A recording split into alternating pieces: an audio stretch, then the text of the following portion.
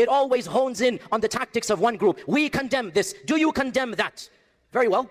That is a fair question to ask.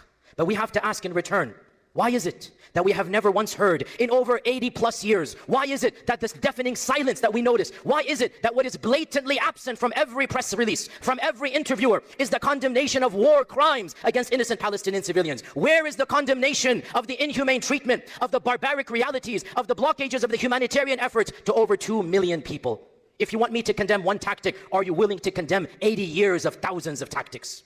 This reality brings into the sharp contrast the difference between the race, religion, and ethnicity of the victims. Not all human beings are treated as equal according to the eyes of the world that we live in. Not all blood is the same according to our own presidents and our own countries. No. The fact of the matter is that Palestinian blood, Muslim blood, Arab blood does not carry the same weight as that of other people. And hence, there is the blatant dehumanization of an entire category of humanity.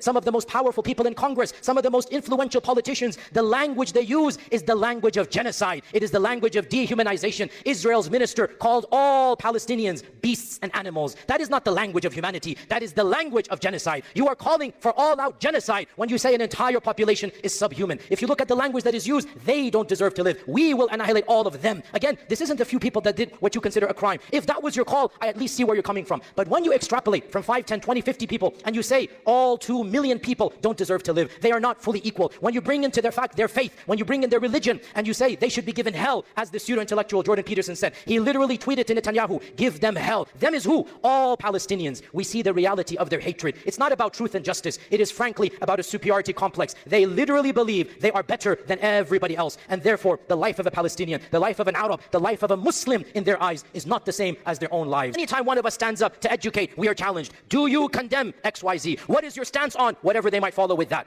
And I have to stand here bluntly and say, we don't have to support a particular political party of Palestine.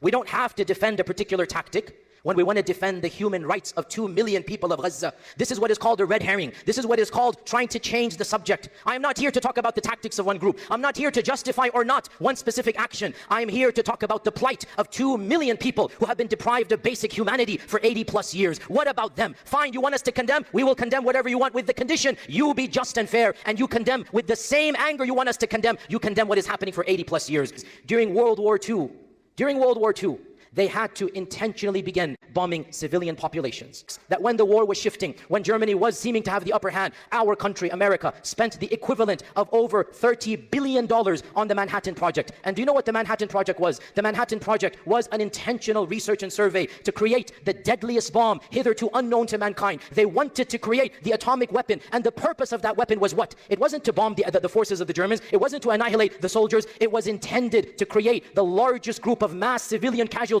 that the world had ever seen. Groups of scientists, groups of engineers, groups of physicists, they came together in secret locations for years on end. Billions of dollars were spent, and the explicit purpose, no peace, no cancer research, no nothing. We want to create the most effective bomb. To kill whom? Civilians. And what happened? How did World War II come to an end? We all know this reality. Our country, with our tax-paying dollars, used the largest and the most effective and destructive weapons known to mankind, the atomic bomb, and intentionally targeted not the forces of the Germans, not the forces of the Japanese. They intentionally targeted 2 civilian cities, Nagasaki and Hiroshima, and over 250,000 women and children. Innocent civilians were intentionally targeted. The president and his advisor sat in front of a map, and they debated the pros and cons of which city should be killed. Which American went to jail for that? Which American ever was court-martialed? Which country ever had to apologize for that? Again, this is not a justification. It is a contextualization. Those who point fingers, those who say, why are you killing innocent civilians? We say back to them, how come you did much worse during your own wars? If you thought you were justified because one of your naval bases was attacked, Pearl Harbor, if you thought you were justified in killing 250,000 people, I want that number to sink in, 250,000 innocent people. And you know the worst part? They intentionally chose mid-sized cities. They didn't want too large, they didn't want too small, to send the right message, what we can do. The evil nature of wanting to kill 200 and the entire city's wiped out. Excuse me, you have no right to point fingers at another group that might be doing things unethical. I'm not justifying, again for the record, I'm not justifying, but I'm sorry, you have no right to point your fingers at a group that is doing much less than what you yourself have done in response to much worse that was ever done unto you. History, sisters and brothers, makes you powerful. History educates you. And if you know your facts and you know your realities, no one can defeat you in a debate. The purpose, once again, is not to justify, but merely remind us that those people who are most eager to point fingers are usually the most guilty of having done the same crimes. Despite the fact fact that France, which has challenged freedom, it wants people to desecrate the Quran, it wants people to make fun of the Prophet ﷺ.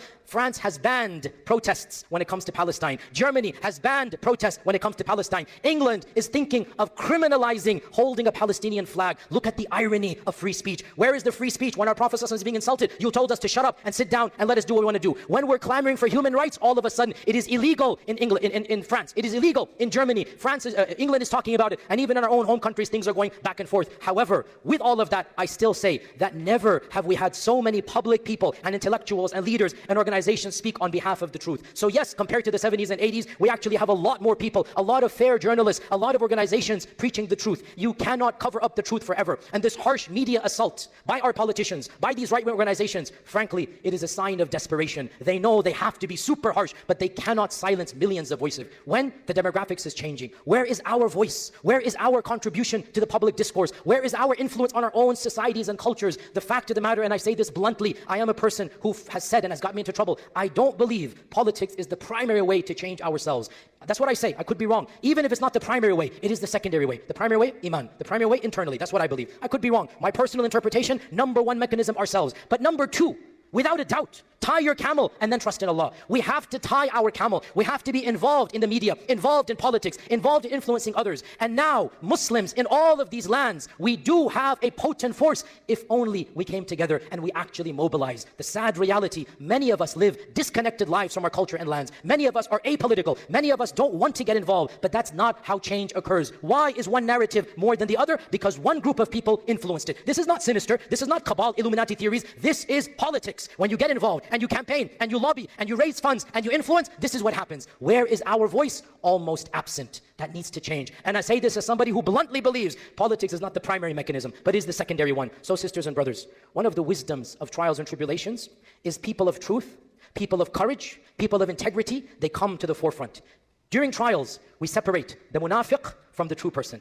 We separate the coward from the brave person. We are currently witnessing such a trial. Our masjid has been threatened today for this khutbah. You guys don't know about this, I'm telling you. It has been threatened today. Not violence, but protests and very evil things I don't want to mention here. I have been threatened. Others are being threatened. We don't have the luxury to remain silent. They are scared. They're scared because our numbers are increasing, because the truth is on our side, because they cannot cover up the truth if every one of us stands up and speaks the truth. So during these times of evil, during these times of chaos, I encourage every one of you to be brave, to educate, to put your trust in Allah, and to be a beacon of hope and a beacon of truth during these dark times.